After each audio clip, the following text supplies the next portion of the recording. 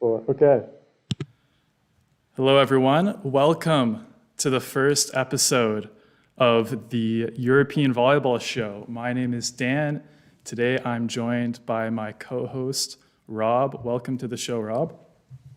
Thanks, Dan. Thanks for having me. I'm really excited that you asked me to be a part of this thing.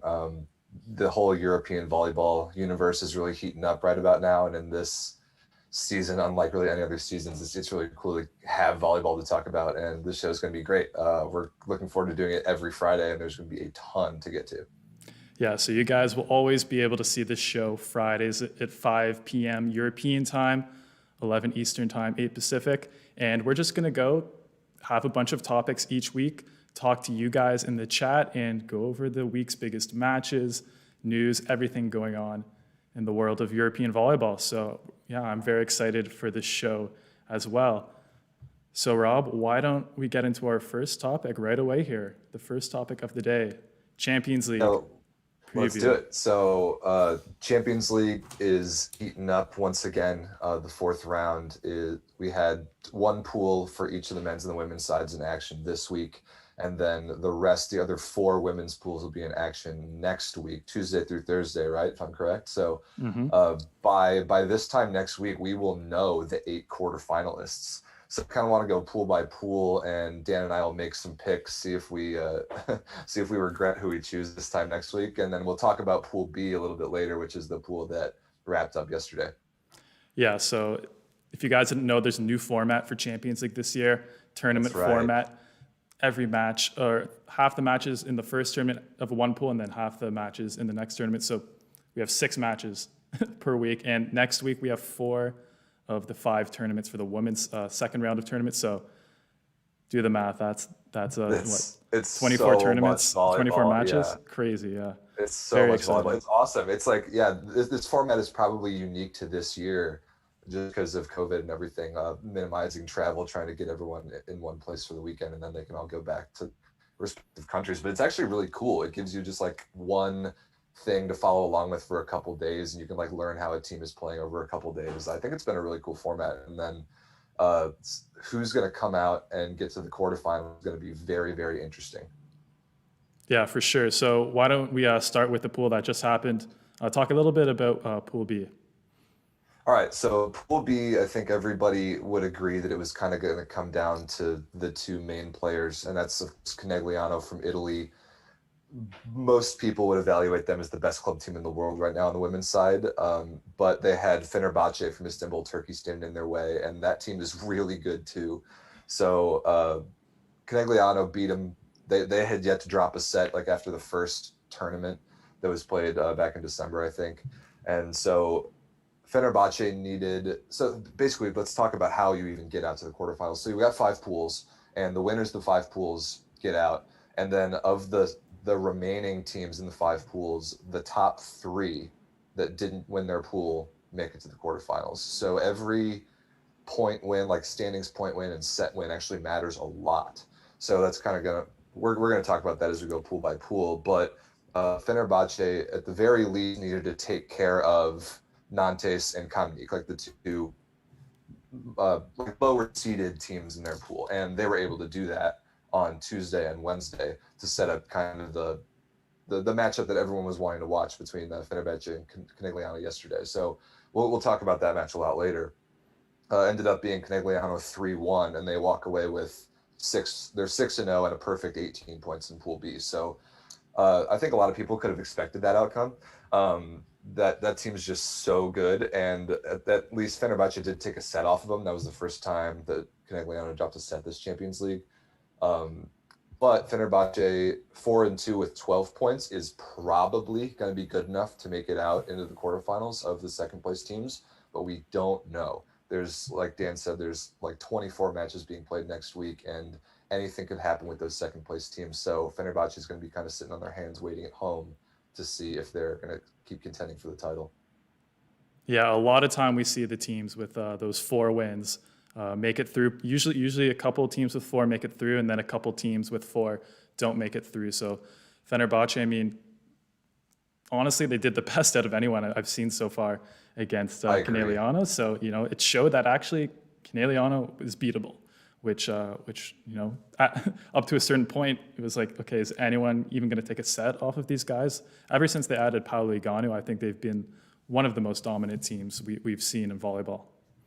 They, again, we'll talk about that match in particular a lot later, but as I personally just watch more of the men's game than the women's on average, especially at the club level, but I was blown away by the level of that match. It was unbelievable how good all those girls were, and how the style was almost indistinguishable between the men's and the women's game, really. And I can talk about that later, but it's cool, like the era in volleyball we're in right now. Like you're talking about Poulter, how physical she is. The way that she's involved in the offense for Conegliano is very men's volleyball like she's the bailout default option out of the back row all the time. She runs some pipe stuff. They move her around a lot. They set her on 2 balls in rotation 1 sometimes. Like they feed her like a men's opposite, and it's amazing to watch with how well she scores and how efficient she is. Yeah, plus the jump serve too. And it helps having a setter like Joanna Volosh as well, feeding you those balls. Okay, so Pool B, Fenerbahce, still have to wait and see whether they make it through. What do you think? Will Fenerbahce, will the 12 points be good enough, do you think? I do think it will, and that's just because a handful of the other second place teams right now that went 2-1 in the first round didn't get all 6 points with their 2 wins. A lot of them walked away with 5. So just because of that one silly little thing, like because Fenerbahce, all of their wins were worth 3 points, I think there's a good chance that 12 points holds up. So I'm going to give them one of the 3 kind of at-large spots, if you want to call it that. All right, I think I will too. I think they'll make it through, and I think they should, because last night's game could have been a super finals match. I agree. Easily. I agree, totally. Yeah, I hope they do make it through because of how good that match was. I do think they're deserving. I think they could totally win their quarterfinal match. Depends on who they get matched up against, obviously. But that team is really, really good. So I think the 4-2, 12 points holds up. Especially since they added Kelsey Robinson. I think once that move happened, then I was like, okay, they're a serious contender now. Kelsey Robinson was great yesterday, and Melissa Vargas was, I think, even better in the opposite-to-opposite matchup. Like, no one's going to outplay or, match Poulter, but she was pretty close. Kind of the same style. They used her in the offense very similarly. I was really impressed. And the blue hair is really cool, too. I'm super into that. Yeah, I love the hair. All right, so which pool do you want to tackle next? All right, let's do Pool A. Unless there's any questions from anyone about that. Yeah. That's a good point. The whole show, everybody in the YouTube chat, just hit us up if you have any random questions, comments, what we're talking about that moment. I'm looking at it the whole time, so chime in if you have any questions. Me and Dan can get to them. It's pretty casual. We want to be interactive with the people here. Exactly. All right, so Pool A, the first round back in December was hosted by Scandicci in Italy, and they went 3-0 pretty effortlessly. However, one of their wins was 3-2. So right now they're sitting 3-0 with 8 points. And their closest competitors are Schwerin from Germany, 2-1, 6 points. So that I think is going to be really competitive, especially considering Schwerin is hosting this next round next week. Yeah, we've seen that. I don't think the hosting has helped a huge amount without the fans, or not as much, but it's still definitely an advantage to not have to travel for sure. And Schwerin, I think, has probably one of the, if not the biggest surprise team, I thought, of the first round of tournaments. I agree. Yeah, that 2-1 was surprising. I think everyone expected Scandicci to win this pool, and they're definitely my pick to do so. But like we just talked about with Pool B, just the way the standings work for those second place teams, 2-1 with 6 points is a heck of a lot better than 2-1 with 5 points. Just for the way that the ties are going to have to be broken down the line at the end of next week. So I think Schwerin's destiny is kind of in their own hands. I think if they take care of Zhezhov and Busto Arcizio, excuse me, they can afford to lose to Scandicci again. But if they win those other 2 matches, I think they have a good chance to get into the quarterfinals. And I'm going to pick them to do so. Yeah, I think I would pick them as well. And it's too bad for Busto because they finally got into the Champions League and after a fantastic season last season, but they didn't quite, they lost a few players. It's tough, like losing Britt Herbets, who might have been like the most improved player in all of volleyball last season. But I like Alexa Gray and I like their team, but it's still tough to capture the same level that they did last year. Yeah, Jordan Poulter I really like too. It's tough when when you're already in that like 1 and 2 hole with only 3 points, that it's even if you do everything you can in that second round, you're kind of at the mercy of the rest of the pools and then of the first place team in your pool. Like Busto's going to need help to get through here, and I do think they're good enough, but the math is kind of against them at this point. Yeah, unless you go 2-1 in your first tournament, it's really hard to grab that next second place exactly spot, right. unfortunately. Yeah. So we'll see. I think the matches are going to be super competitive. I'm looking forward to watching Bustos Schwerin because that's will probably be a do or die match for both teams. Yeah, exactly. Definitely the match to watch in that pool. All right, let's move on. Which pool do you want to talk about next? All right, Pool C. We've got probably everyone's pick for this club team in the world on the women's side. Vakifbank Istanbul, 3-0 very comfortably. I think they're kind of a shoo-in to make it out of this pool. And then second place, you've got Łódź out of Poland, 2-1, but only 5 points. So that's going to be one of those complicated tiebreak scenarios. If they go 2-1 again, it may or may not be enough. Yeah, exactly. I mean, it's going to be tough getting any points against a team like Vakifbank if they need an extra point to get to 12. Just because Vakifbank, I mean, when like Conegliano, like we mentioned earlier, Vakifbank is. I don't even know if they've lost a game since 2019. Like they're on like an unbelievable run.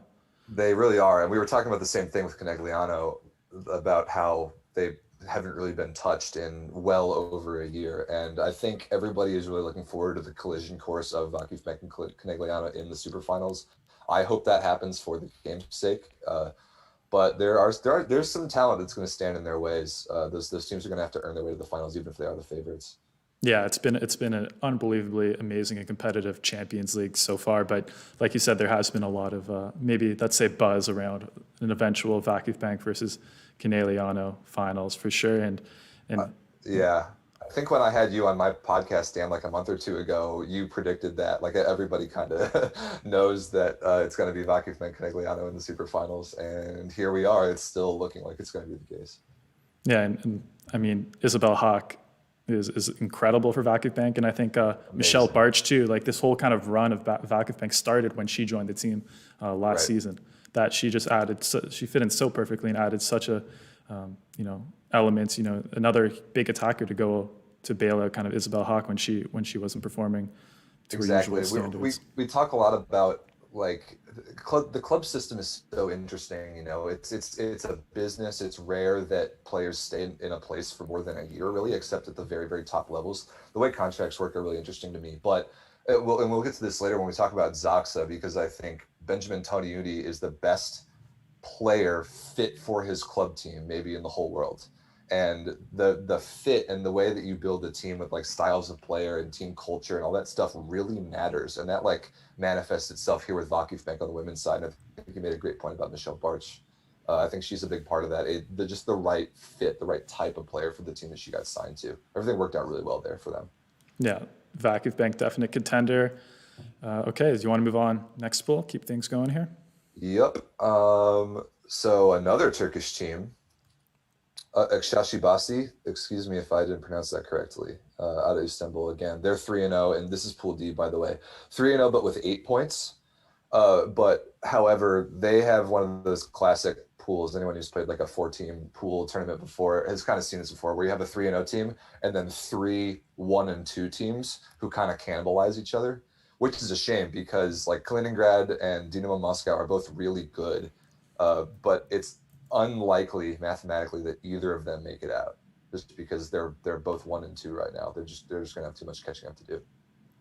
Yeah, exactly, and it's tough because exactly you said it's a tough pool. I think I was writing a preview for it and I called it the pool of death, just because it's you knew the teams got drawn into that pool and they were just so upset. And like, oh no, yeah, they may have even seen this coming. And Stuttgart, to their credit, picked up a win that I don't think a lot of people expected them to get, and that kind of threw the whole pool for a loop. Yeah, well, you have to remember Stuttgart has made the Champions League quarterfinals in the last 2 seasons, right?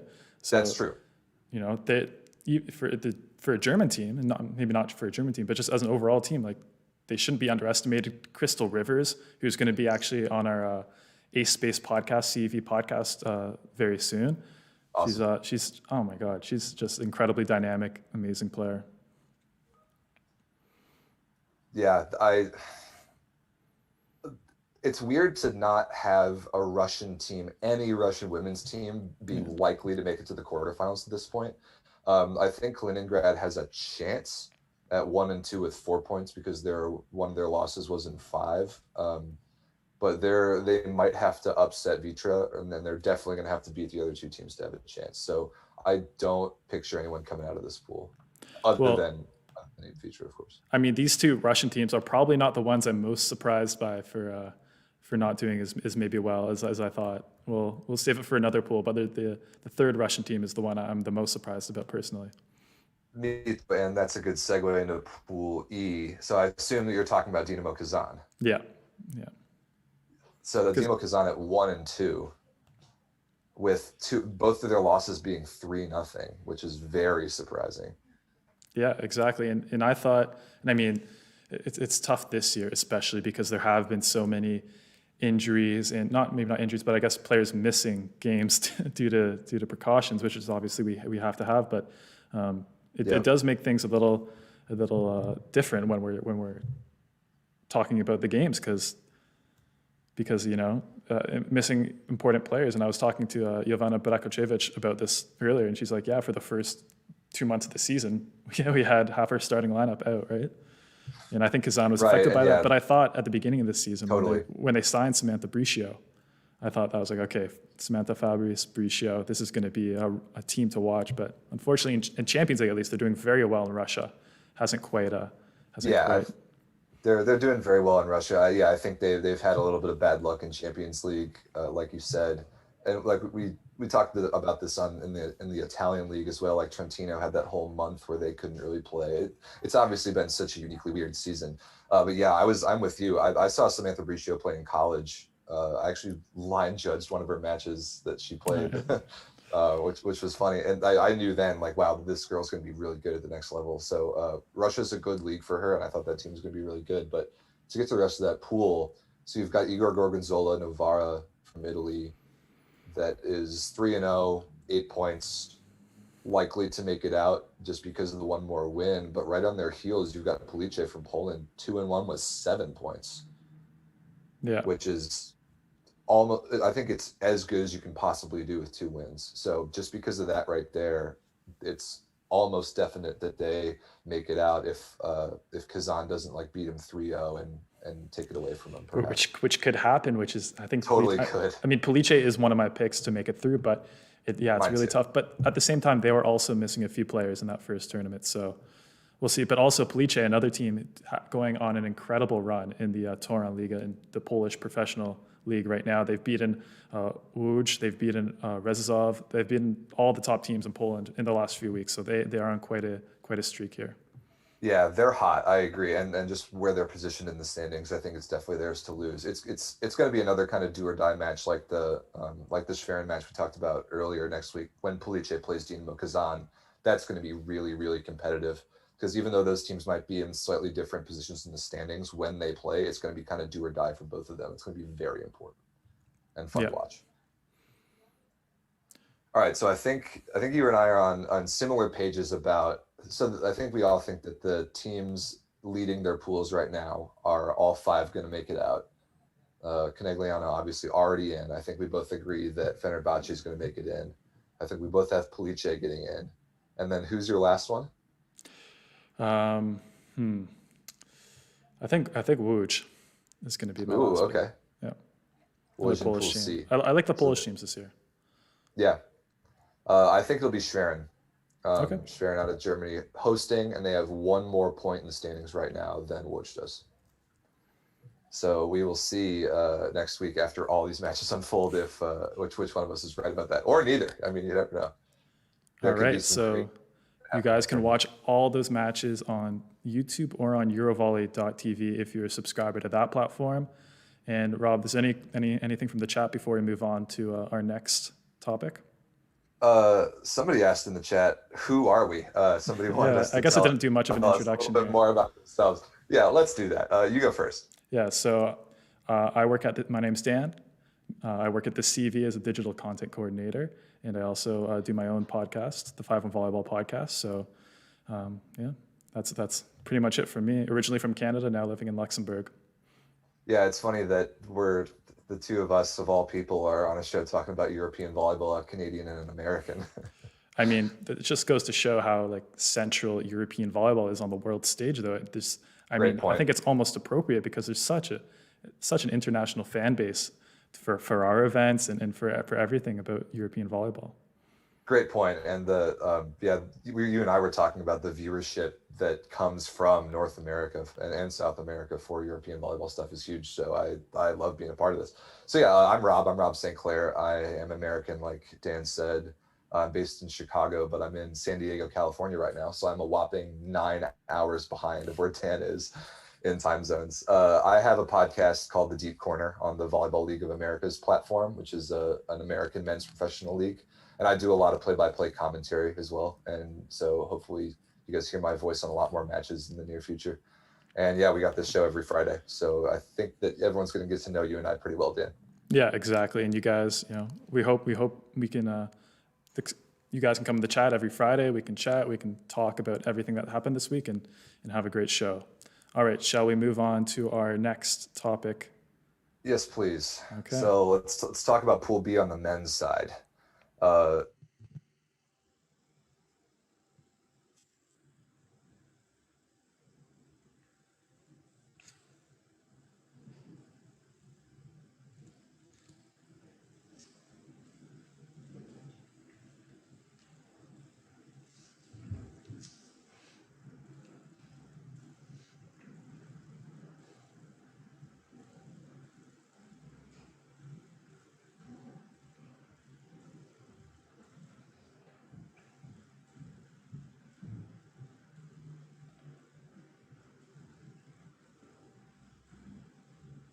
Yeah, and I mean, I think everyone had it circled on their calendar because I know Skra Belchatov isn't doing the best in the Polish standings right now, but in my opinion, they're still probably the second best team in Poland.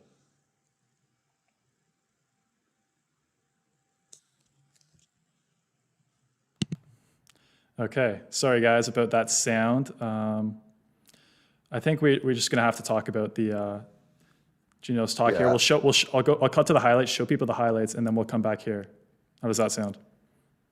Yeah, that works. Okay, so sorry about that, guys. We're just gonna cut to the highlight quick, show you guys the play we're gonna talk about, and then we'll cut back to here.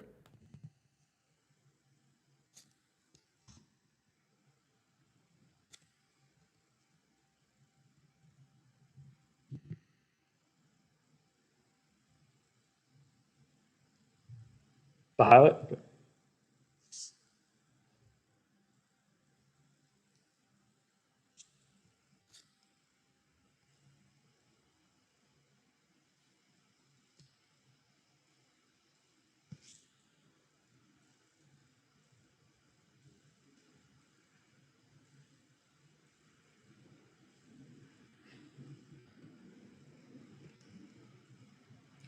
Okay. That's the play right there. All right.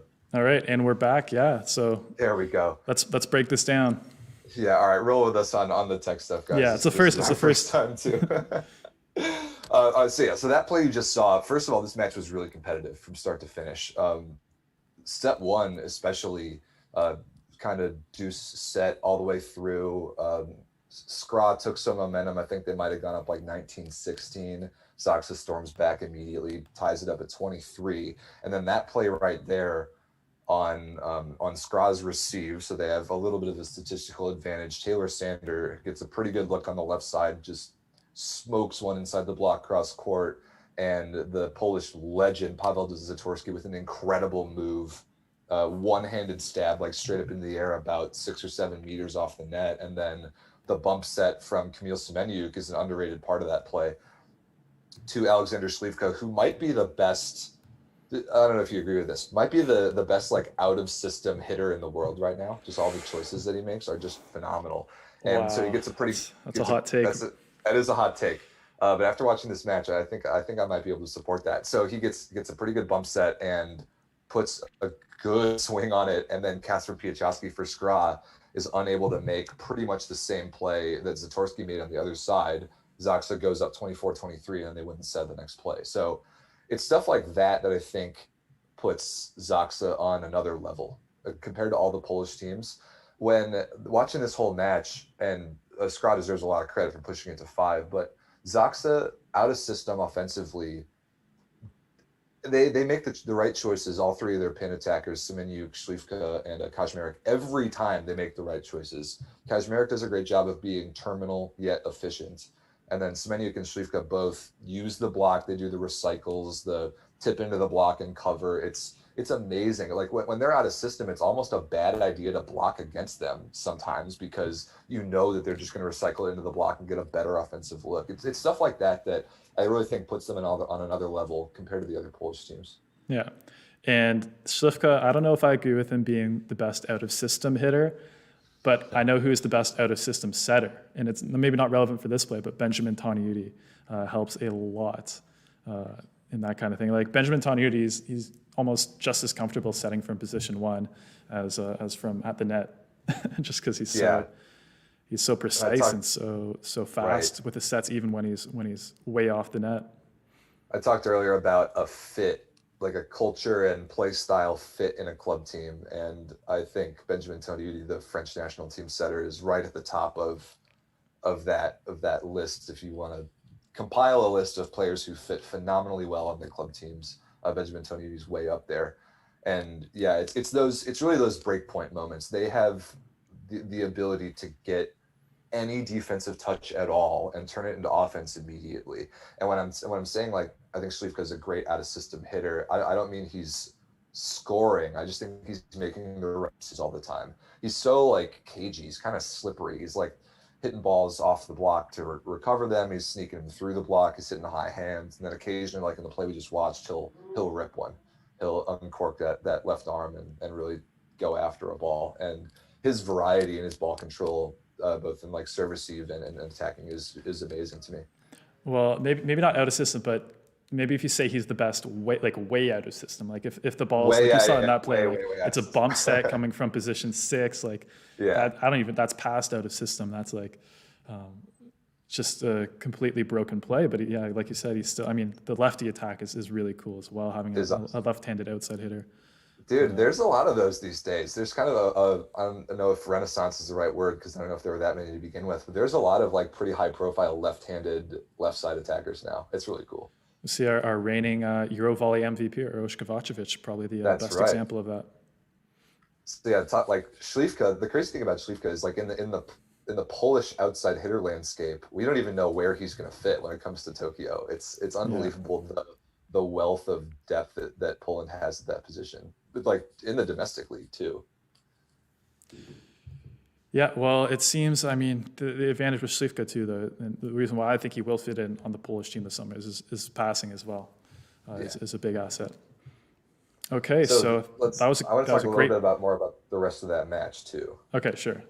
So it goes to 5, and like Skra, despite the loss, I think it was the most complete match they've played all season. It was definitely the most complete lineup-wise. Like obviously they were missing Taylor Sander for the first several months. He got a little bit of court time the last Champions League session. He's kind of been ramping himself up back into full game shape, and I can't tell you how good it is to watch that guy play volleyball again, especially as an American fan, but really just everyone around the world loves watching Taylor Sander, and he was electric in that match. He was so good. I think my favorite pipe attacker to watch in the world for sure. So springy, so explosive, really, really smart, and a piece that Skra's obviously been missing desperately. And then I want to give some credit also to Mateusz Biniak, and who the only reason that Skra forced that match to 5 was because of a nasty Mateusz Biniak service run in set 4. That got them separated, and after Skra tried to push back against that run, against that deficit a few times, they were unable to do so and ended up pretty much pulling all the starters and just like kind of resigning to go to the 5th set. And that's all that nasty hybrid, like wicked spinning serve that Mateusz Biniak has. He had 3 aces in a row and an overpass. He had a wrist away ace to position 5. He had a thumb up ace to position 1. And then he had a cut ace to like positions 3 or 6. Like he scored 3 clean aces in a row in every possible way that you could do it, and then he forced an overpass. It was insane. Yeah, and I mean, it was great for Skra to get him, bring him back to Poland after he was in Lubej last year. And I think Matej Bienik, probably one of the best, if not the best, middle server in volleyball right now. I'd put in him, Dmitry Yakovlev on Russia, as well as Graham Vigras is probably the 3 best middle servers. And you see, they all kind of have this hybrid serve where they can, put a lot of pace on the ball, but also float it with a lot more speed than the average float serve, and you never really know which one's coming. Yeah, the hybrid is awesome, and yeah, Biniak, one of the very rare middles, not just in the world right now, but ever, who can legitimately take over a game from the service line. And there was a moment in set 5 in the same match where like Zaksa went up early. I think they went up like 4-1, and Skra was kind of fighting back for the rest of the set, but I could see Nikola Grbic, Zaksa's coach, breathe a sigh of relief at one point when it was a 2 or 3 point set and Matej Biniak hit his serve out of bounds. Because if there was one guy who's going to be able to bring that set back for Skra, it was going to be him, just like he did in set 4. So it's amazing to have a weapon in a middle blocker that people are legitimately terrified of from the service line. It's awesome. And the hybrid is such a cool thing, like we talked about. Yeah, Graham Vigras, Canadian for Fenerbahce in Turkey, does it too, where he has a lot of variety and you don't know what kind of serve is going to be hit until the instant he contacts it. So it's much more difficult to prepare for when you're receiving serve. Yeah, and all those guys with the 2, I believe all 3 of them have a 2-handed toss a lot of the time as well, correct. Which is really only possible to do if you're quite tall like that, to have a hybrid with a 2-handed toss. Yeah, that high contact point makes all the difference. And you talked a little bit about Coach Grbic there, and I'm looking at a photo of him right now actually. But yeah, he was so cool, calm, cool, and collected throughout that entire match. Even after that run, he's just, he's taking it easy because he trusts his team so much. And I mean, this is a veteran team, right? Like Tawny, exactly. David Smith, Satorsky. These are guys who've been there and been to Olympics and been to Champions League finals and done it all. So I really respect the coaching of Zaksa as well. Me too. I think Grbic is the perfect culture fit for that team. And I'm really fascinated when we get the moments when you can hear coaches in timeouts, what language they coach in. That's always blown me away because Grbic coaches his Polish team in English. And I think Skra's coach does as well. Like I was hearing a lot of English coaching on the sidelines in those Polish matches. And Grbic, you're right, like cool, calm, collected. His team doesn't really get rattled by anything. And I think we were talking in one of our group chats that like Skra, the whole match seemed like on edge, like they were playing really almost tense, like in a good way. It was intense. They were trying to be explosive. They were trying to be really focused. But Skra was so laid back. Zaksa was so comfortable, so like prepared and confident. It was very like mature the way they carried themselves on the court, and I think it's the reason why they're ahead by so much in the Bundesliga right now. Yeah, I believe 19-0, maybe even 20-0 by now. And yeah, I think they've only even been to 1 5-setter, so excellent work by Zaksa. And would you say, here's a question, would you say they are a serious contender against the best Italian and Russian teams to win Champions League this year? That is a great question, and I think it's going to be such a style sort of matchup. I definitely think they'll make the semifinals. I do think they're a top 4 caliber team. Can they contend to win Champions League? The entire thing, I think, is going to come down to coaching and adjustments because the styles are going to be so different. Like if you put Zaksa against like a Zenit Kazan, the style counter is so drastic. And even like Lube or Perugia or Trentino or any the Italian heavy hitters are also very different in style from Zaksa. I think they have a chance. They have all the pieces. They have the talent. They have the team chemistry. It's I don't know. I would not pick them to go to the championship match right now, but I will pick them to go to the Final Four. Yeah, I'd pick the same. And I think out of any year I've seen them play, I think this is probably the year I would say they have the most shot. I mean, they're doing so well in Poland. Kaczmarek is back and healthy, where he wasn't really last year. So I think that's a huge improvement in adding. And this is going to go into my last question before we move on to the Italian Cup. But someone in the cast, Victor Dolezal, asks, you're saying Kochanovsky is better than Bienik. What are your thoughts? Kochanovsky versus Bienik. It's a good question because they're both 2 of the best middle blockers in the world, Yeah, or and they're middle attackers in their situation. right, and they might be competing for time on the Polish national team too. Biniak clearly a better server. I think Kokonowski pretty clearly a better attacker. I think blocking is a toss-up. I think Biniak's size is a huge advantage, and I think that gives Kokonowski all the credit in the world for the level that he has achieved in his game at, what is he, 198, 200 Yeah, centimeters he's at actually most? one of the shorter middle blockers playing at this level, which I mean, he's huge. He's a huge guy still, but it's a bit surprising to me when I Yo, Biniak's like 210, right? yeah. Excuse my metric on familiarity, but like that guy's massive, and he's got a size advantage there. Um, I think having both of them on your team gives you a great kind of 1-2 style counter in middles. I think it'll be the two of them and probably Peter Nowakowski in the middle for the Polish national team. Oh man. Which one is better? Oh man, I think I'm gonna have to say Biniak right this second, but I would really take either of them. I think they're both great players. Yeah, I think you summed it up. I would pick Beniak for the exact same reasons. Mm-hmm. And I think serving is such a huge part of the men's game that I think that gives him a slight edge there. But then you said Novakovsky, and like I don't know how they're going to pick two of those three guys because Yeah, seriously. Peter Novakovsky's been one of my favorite middles in the world for years, and we've talked a lot about how good of a blocker that guy is. yeah. All right, so let's wrap up Pool A really quick, since that's the one pool on the men's side that is now done and official. So Zaksa, like we've been saying, 6-0, the almost perfect 17 points, so they are through to the next round. And Skra Belkatov 4-2 with 13 points. So that 3-2 loss to Zaksa was actually huge to grab them an extra point. So because of that, I do think they are very likely to make it out to the quarterfinals. Yeah, I would have to agree with that. Seems pretty straightforward. Yep. So we'll get to a more men's Champions League preview like we did for the women's next week, because we get to wait about 2 weeks for the other 4 pools to get going on the men's side. But a ton of women's Champions League to watch next week, like we already talked about. It's going to be a lot of volleyball. Yeah, you guys are spoiled for volleyball. Seriously. This might be the best 2 week stretch of volleyball we've had in a year. And speaking of this 2 week stretch of volleyball, that's a segue into what we've got going on tomorrow, Dan, down in Italy. Yes, so tomorrow it's the Italian Cup, which is the second biggest, I guess, championship in the Italian league during the season, and it's happening in Bologna.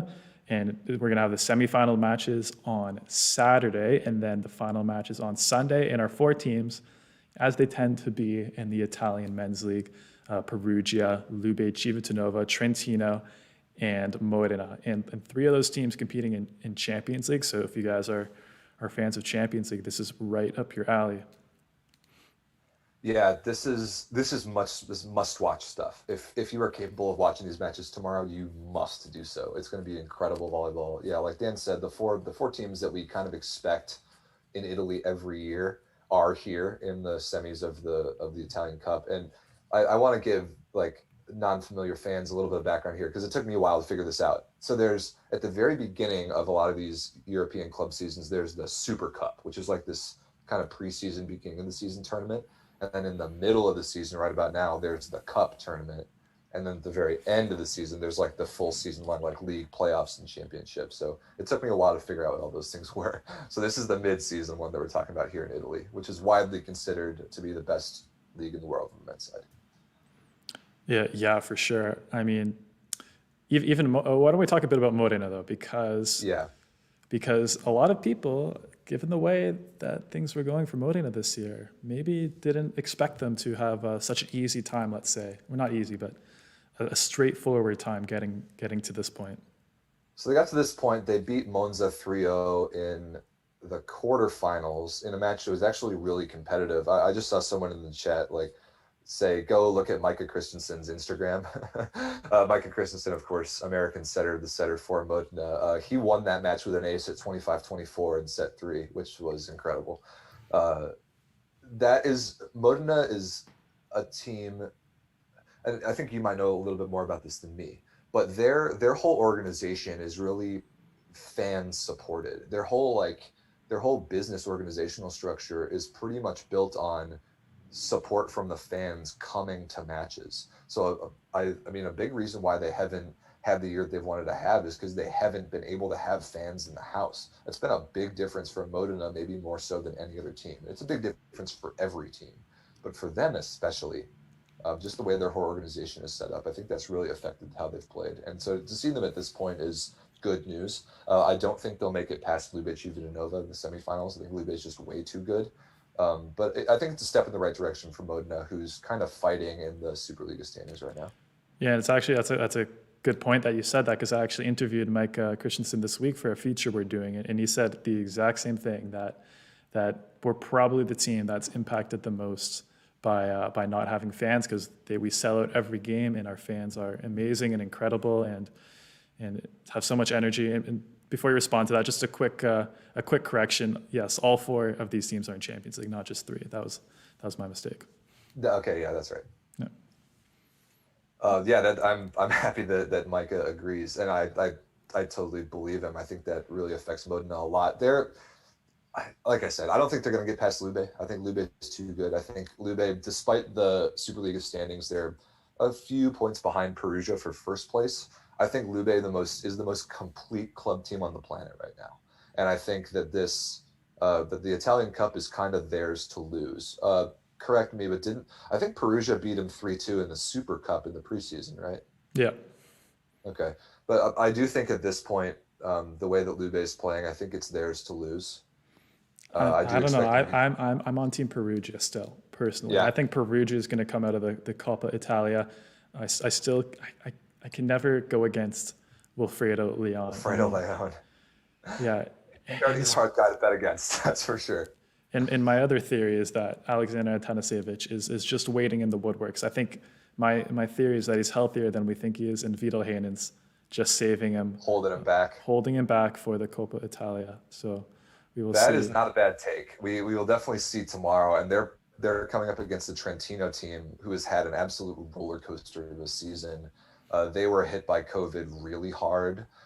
They lost Dick Coy to injury for a while, but then they had this magical Micheletto character, like a, what is he, 206, 208 sized left-handed left side hitter, and he's like, 20 years old? He's really young, played phenomenally well for them, and now Dick Coy is back. So they have the option now of 3 phenomenal pin attackers or outside attackers with Ricardo Lucarelli from Brazil, and then you've got Namir Abdelaziz, who might be the best opposite in the world right now. Trentino is hot, and I'm actually gonna take Trentino to beat Perugia in the semifinals. This is a very hot take. No, it's not hot at all. Not hot at all. Trentino, ever since Micheletto has been starting, I think they've basically haven't lost a game.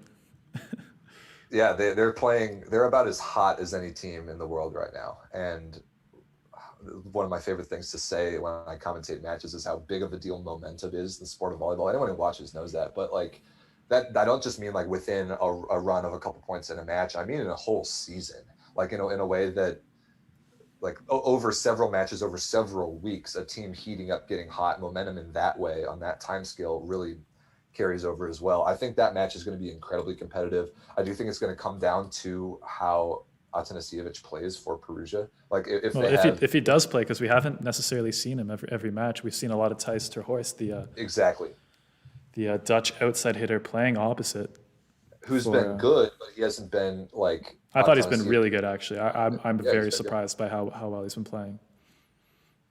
The Perugia's weakness sometimes is that they get into situations in these matches where they have no choice but to set Wilfredo Leon 50 times in the last 2 sets, and never a bad play out of the playbook, obviously. But I don't know. Trentino might be a little bit more complete if Perugia doesn't have a ton of production out of the opposite position. Trentino might be a little bit more complete, and I think that match is going to be very competitive. Yeah. So, question then: would you start and play Dick Coy, or would you play Alessandro Micheletto? I would play Micheletto. I think if it ain't broke, don't fix it. The old saying. They're hot on this run because of the way Micheletto has played after stepping into that role. I don't think that now that there's more stakes on this match, I don't think you change that. And having Dick Coy as an option obviously is tremendous. Depth, a huge deal. Every club team talks about that third outside hitter spot. And I think now Trentino is in the running for the best trio of outside hitters that there is now that we know that Mikuleto's as good as he is. Yeah, yeah. There's some other teams that could take that title too, and I mean, Lube Nova, I think is one of them. As with probably Perugia, if you include Terhorst as an outside hitter. Just a quick one. Tonders asks, when are these matches? And they'll be broadcast on Rai Sport tomorrow at 3:30 and 6 Central European time. So you can check those out there. And okay, let's do our final Italian Cup predictions. First one, Lube Nova versus Modena. What's your score? What's your set score? I've got Lube 3-1. I think Modena steals one off of them. I think it'll be set one, actually. I think Modena comes out and steals set one. Lube puts their foot on the gas. They finish the match 3-1 and go to the cup finals, where I think everybody agrees that they probably belong. Yeah. I'm going to say 3-2 for Lube, because we've seen Modena in Champions League turn it up in big matches this year so far. That is a great point. Modena really turned it up in Champions League back in December when they were not playing well in the Superliga at the time. So maybe they have another gear for these playoff sort of matches. And my second reason is because they've lost a lot of five-setters this year. So it's we've talked before about like the style counter and like which is better, a team with like average hitters and a phenomenal setter, or a team with phenomenal hitters and an average setter. And I think that the former is Modena with Mike and Christensen, and the latter is kind of Perugia with Dragan Trevica. So I like watching those two teams play because we get to debate about that exact thing. Yeah. But Lube, unfortunately for Modena, has a phenomenal setter and phenomenal hitters. So I think that's going to be too much for Modena in the semifinals. Yeah. Okay, and what about Trentino Perugia? I've got Trentino 3-2. Yeah, I'm going to go Perugia 3-1. Okay. I think that's the service of Perugia is just going to break that Trentino line, and I think their poor play at the beginning of the year was mostly down to poor reception. So I think if they get forced out of system too much, then I think Perugia is just going to take care of business here. That's a great point. Yeah, you don't want Namir hitting 50 out of system balls. Exactly. Yeah. That's not a recipe for success for Trentino. You want Namir's a little more of an in-system opposite, and when he's there, he's unstoppable. But yeah, that's a very good point about Trentino's reception. I think that's going to be a huge storyline. Mm-hmm. Match is going to be great, and then whoever wins, I think we have the finals the next day, right? Yep, the finals on Sunday. So it's great. It's going to be a very exciting weekend of volleyball. Awesome. All right. I don't think there's any more to get to about that. You said when the matches are, and you can watch them on Rai Sport if you have access to that. Exactly. Yeah. And okay, so why don't we move on to our final topic of the day, our match of the week, which we already talked about it a bit, so we don't need to maybe spend quite as much time on this one. But Conegliano versus Fenerbahce, and do you want me? I'm going to come fire up the highlight here for you guys quickly. And unfortunately, the sound doesn't work. In the future, we will be able to talk through these highlights, but we'll just watch it for now and see what happens.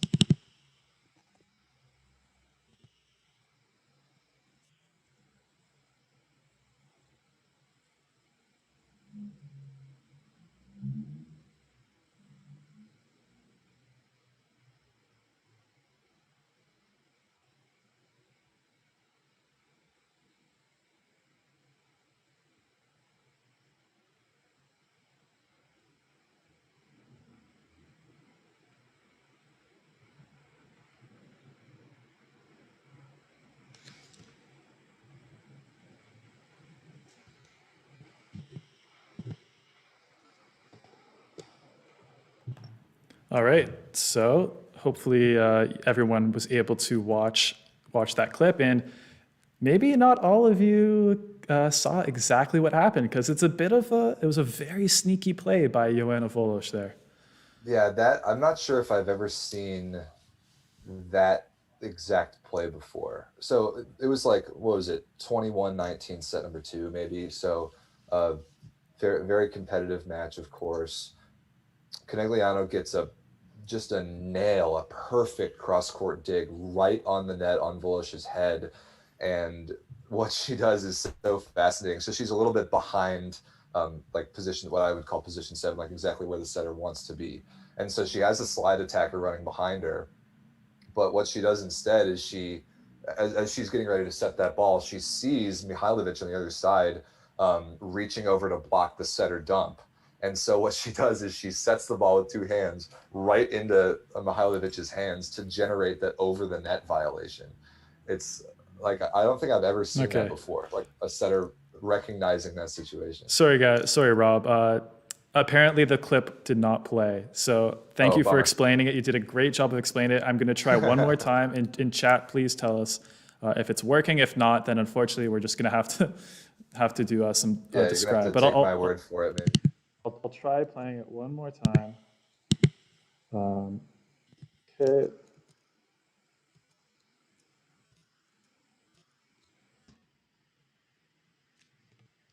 And guys, please let me know if you can see this.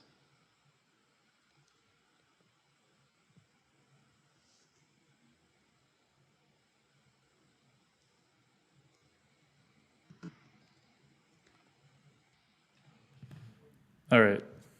So I just played it again. Okay, it's not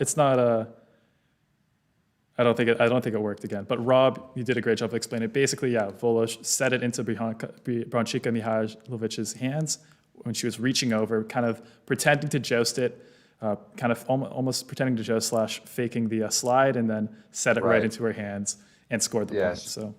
So first of all, this match, which we're going to spend some time talking about, was the match of the week. It's on YouTube. The whole match is on YouTube for free on this channel, so you should go watch it. It is probably the best women's club match I've ever watched, and in my definitely limited sample size for sure, but the match was phenomenal.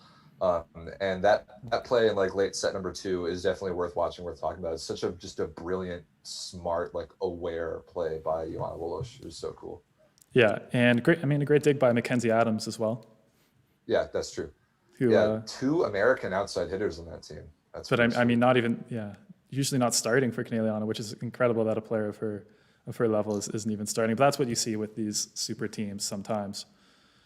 All right, so Rob, before we end here, maybe we should do a quick Q&A with the chat here.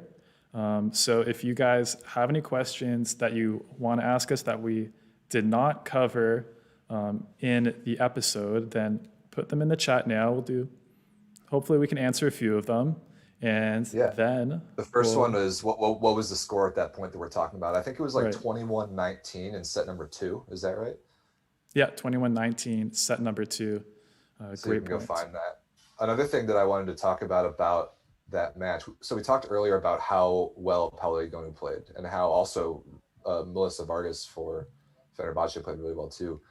Just like the whole style of opposites and how the women's game is running their offenses these days. So I was talking to old American Olympian Ryan Millar, the middle blocker from the 2008 gold medal team, about this recently, and he made a good point. He's like, more and more so between the men's and the women's game, volleyball is just becoming volleyball. It's not becoming men's volleyball versus women's volleyball. Volleyball is just volleyball. It's a quest for a team to score points as efficiently as they can and whatever works the best for that team. And when you have athletes the likes of Egonu or Vargas on the right pins, that's just where you're going to go for a lot of your offense, because they're so terminal and so efficient. And that's what we see in the men's game all the time. Like I always make the joke that whenever you have a big tournament like national teams or whatever, the MVP of the tournament is almost always the winning opposite, because that's just usually the guy who has to score the most points. And as female setters get more comfortable going over their head, like to position 1 or position 2, out a system, and as the opposites get bigger, stronger, jumping higher, hitting harder, that it's going to look more and more similar between the men's and the women's games. And this match between Fenerbahce and Conegliano was a great example of that in the best possible way. I thought it was the coolest thing ever. And then I think somebody mentioned in the chat, oh man, so there was a moment in set number 3 of this match. It was tied 1-1. The match was really competitive. I think it was 12-9 Fenerbahce, and Kim Hill for Conegliano hits the ball into the block, gets blocked like into her knee, I think was contact number 1. I think maybe a pancake play for contact number 2. Somebody like slapped the ball up to about 5 or 6 meters for contact number 3, and then it was platformed over for contact number 4. And I thought it was pretty clear on the broadcast, but no call. For context is not a thing that is challengeable. Like as great as the challenge system has been for the game of volleyball the past few years, that's not one of the things that you can look at. So that play stood. Conegliano won the point, and then they went on a 7-1 run right after that. Totally like sucked the wind out of Fenerbahce's sails, so to speak, and went on to win the match kind of comfortably 3-1. I thought that was a huge turning point. Yeah, it definitely was, and like you said, it definitely should be a thing that we need to implement into the challenge system. But at the same time, you can't have 1 point be the difference in a match like that. You can't let that ruin your entire game. That happens all the time in volleyball. Oh, totally. All the time. If you're not playing at the level that has the luxury of the challenge system, you deal with back and forth officiating constantly. And yeah, that 7-1 run it's a momentum thing. But yeah, Fenerbahce kind of let that get into their heads a little bit too much. But I'm pro challenge system. I think as much as we can use it, get the call right, we should use it for sure. I don't know if you remember it, like before contacts not being able to a thing that's able to be reviewed. In the NBA a couple of years ago, there was an instance where one of the things that you can't challenge in basketball is whether or not the ball actually goes through the hoop. And that happened, like a ball went through the hoop in a weird way and nobody noticed it. And I think it came down to that at the end of the game. Just a funny one of those situations. Yeah, these freak. Yeah, I think that was James Harden. I remember that. But yeah, these freak things happen sometimes. You just gotta play through it exactly. So I mean, we have a bunch of questions here. So we maybe won't get to all of them, but we'll try and answer a few here. Okay, here's one from Georgie. Dan, Rob, do you think that a team in Italy can make a domestic double 9, the championship plus the cup? And do you think that can be that team other than Libero Perugia can win the title in Italy? Okay, so basically the question is, whoever wins the cup, can they repeat and also win the championship in the same year? Yeah. Okay, I think the answer is yes, absolutely, it's possible.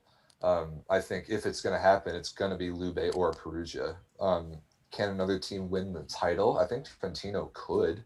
Yeah, for sure possible. Trentino could, for sure. Other than those three, I don't think so. But any of those three could. I agree with you. Now that Trentino has kind of put their difficulties of this unique season behind them, I think they're absolutely a contender. But I don't think anybody outside of those top three is really a contender to win the cup or the championship. Could the same team do both? Sure. Maybe Perugia does all three. Maybe they win the Super Cup, the Cup, and the championship. Who knows? That's what is so cool about Italy, because at the top levels, the teams are so competitive and they play each other so much that the matches are really unique and they could go absolutely any way you want. Yeah, for sure. Okay, another question. Maybe let's do another Italian one. Head-to-head lineup breakdown of Modena versus Lube. Just rapid fire here. Let's do that. Ooh. Okay, so Modena, Christensen, my pick for the best setter in the world. Gribanikov, I think everybody's pick for the best libero in the world. Do you want to do like a head-to-head, like Dicecco versus Christensen? Okay. Ooh, I like that. You already answered that one. That's fun. Yeah, Dicecco and Christensen is a toss-up. I think they both fit phenomenally well in their respective teams, I think is the key. I would take Christensen independently of all that, though. I almost feel like it's the thing is Christensen I think is maybe like the more impactful player very slightly, but Dicecco fits that Lube team like a glove. He's exactly. He's been amazing for them so far. Just the ability of their players to play at that high speed that he loves to play at has been awesome for them. Great. And not that Bruno was couldn't do that either, but. And I mean, they've had the setters that Lube's had the past few years. They had Micah Christensen, they had Bruno, and now they have Dicecco. That's ridiculous. Yeah. Okay, so Libero, Gribanikov versus Fabio Belasso. I think Belasso, I mean, I like him. He gets better every year, and I think he's probably going to be the heir apparent to Massimo Colacci on the Italian national team. But you have to give it to Gribanikov. It's an unfair fight. Gribanikov is too good. We don't have to spend any more time. Luca Vittori, Kamil Reiklicki. I think Kamil Reiklicki is a better player. It was not the best opposite that Lube could have gone out and gotten. But he fits the team well. He's not going to be the volume scorer that some opposites on some teams have to be. Like, think of a Lagumzija type of character who has to score all of his team's points. Riklicki's not that guy. I think he's a little bit better than Luca Vittori. He's a little bit less error prone. They're players of kind of a similar tier. Vittori really an up and down kind of guy with the different teams he's been on. You really don't know what you're going to get out of him on a given day. He's been good lately, though. Yeah, for me, I would say just the extra little physicality of Riklicki. I mean, he's just a little bigger at the net, especially in like the Italian league. That matters in Champions League. That matters so much. Just a few more inches of spike reach makes such an impact. So I'm gonna have to pick him. And then let's go Yoandy Leal versus Daniele Lavia. Although we don't necessarily know who's going to start on Modena because they kind of have three outside hitters. But let's say Lavia versus Leal.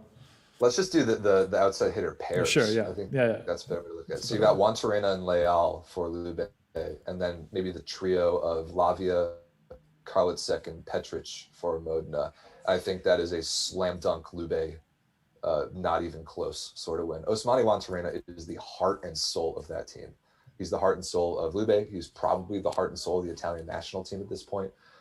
They do not win without that guy on the floor. And when he is on the floor, they win. It's kind of that simple. He's so good. I don't care how old he is. I don't care how long he's been around. So good, so physical, great from the service line, great in all areas. And it's just the glue for that Lube team. And then Yoandy Leal has been phenomenal this year. I think he's really taking his game to the next level. I think it's his best year for sure since being in Italy and maybe of his career so far. So yeah. I'm going to have to go with the Lube hitters as well. And then middle blockers, Robert Landy Simone, Simone Anzani versus Daniele Mazzone. And Dragan Stankovic. Dragan Stankovic. I'm a huge Dragan Stankovic fan. I will take him as one of them. But nobody right now is better in the world in the middle blocker spot than Robert Landy Simone. Again, I don't care how old he is. I agree. Him and DeCecco on the same team is an absolute cheat code. It shouldn't be legal. Those two guys are way too good together. The highlight clips that have come from them playing together just this season alone have destroyed the internet. It's been incredible, the things that those two guys do offensively. And then he's another one of those rare middles that is just lethal. Yeah. Simone just lethal from the service line sometimes too, which is rare for a middle like we talked about. So he's my number one like draft pick of a middle in the world right now would be Simone for sure. Yeah, I agree. And I mean, last year I can't believe they had Bieniek on this team as well because that was like I would have loved to see DeCecco and Bieniek together. Yeah, but it was like their Champions League only middle. It was exactly. All right, let's take like one more question maybe. Yeah, one more question. Do you want to go to potentially do one Polish question here? Because I think it's kind of an interesting one. MJP Perquin asks, what are your thoughts on Kaczmarek, Łukasz Kaczmarek for the Polish national team? Ooh, great question. I praised Kaczmarek earlier for being terminal and efficient for Zaksa. I think he's a perfect player for that. He's big, he hits hard, he's got a great arm, good serve, blocks well, and like is efficient. He usually hits 250 or 300, which is great. I think he absolutely has a chance to be the second opposite on the Polish national team. I think that's Bartosz Kurek's spot to lose. I think Kaczmarek a little bit better of a fit than Maciej Mujaj right now. I think he's definitely a better fit than Dawid Konarski right now. He's also younger. I think those touches might be better for him down the road. I really have no idea. The one person in the volleyball world whose head I could never get inside is Vital Hanen. So I have no clue what he's going to do with that position. Well, knowing Vital Hanen, I mean, he's probably first of all, he's run a million scenarios. He's probably has their stats against every single opposing team in the entire world. But I'm also think he's going to wait to the last second because, Bartosz Kurek obviously was the MVP of the 2018 World Championships, but that was 3 years ago. So I don't think his spot it's his to lose for sure, but I don't think anything is guaranteed. And I think Maciej Mujaj is very good against certain teams, and I think he's good against teams like Russia, where he's so physical. I mean, he's probably one of the highest touching athletes, probably 370, 375. unbelievably physical. But my knock on him has always been he just is not a good hand contactor. I think we've called him the left-handed Ben Patch for a while. Like Yeah. they're kind of the same player that's they're unbelievably big, physical, jump extremely high, touch these like ridiculously high numbers, but the contact that their hand makes on the ball is inconsistent, and it leads to a lot of like spray to the back wall or like wildly out of bounds sort of hitting errors. I mean, having an opposite that is terminal is always a good thing, in my opinion. But I don't think you want him to be terminal in that way. Yeah. I don't think Hyman wants him to be terminal in that way. I'm not super high on Mujai's ceiling. I think his floor is pretty high. I don't think his ceiling is exceptionally high. And yeah, like you said, I think it's correct spot to lose, but that's going to be really fascinating to follow for Poland. I think the short answer, Kaczmarek definitely has a chance. Definitely has a chance. And the other thing about Kaczmarek, which we've seen a few times, and I did not know this, but apparently he used to play outside hitter in his youth days, and we've seen him help out a little bit on the reception sometimes. He's not afraid to take the sideline, right? Where I definitely don't trust Muzai with that. So yeah, I agree. I think Kaczmarek is probably the pick, but we'll see. Great point. That's a nice call. And I want to throw my silly idea. It's actually not even that silly. I've been saying that Alexander Śliwka should be a passing opposite for Poland. I think they should have that as an option. I think that would be incredible. Have like Wilfredo Leon and Mikhail Kubiak, and then Śliwka, the lefty, in the opposite slot in rotation, but in service most of the time. Yeah. I think Heine might be able to engineer that and get away with it. I think it would be super cool if they for sure. They did it for a match or two. It would be awesome. All right. Thanks, everyone, for joining us on the first episode of the European Volleyball Show. Thanks to everyone in the chat. We've been trying to read and respond to a few of you guys, but I see there's lots of great discussion going on there. And someone asked, is this going to be a weekly show? And yes, it will be. So next Friday, you can find us here, same time, same spot, YouTube, European Volleyball channel, and we will be happy to chat with you guys again. Awesome. Thanks, everyone, for joining us. This has been a great kickoff episode. Like Dan said, we'll be back next Friday. Everyone enjoy watching Women's Champions League next week, Italian Cup this weekend, ton of volleyball to watch, and a lot for us to talk about next time we see you. All right. See you, everyone.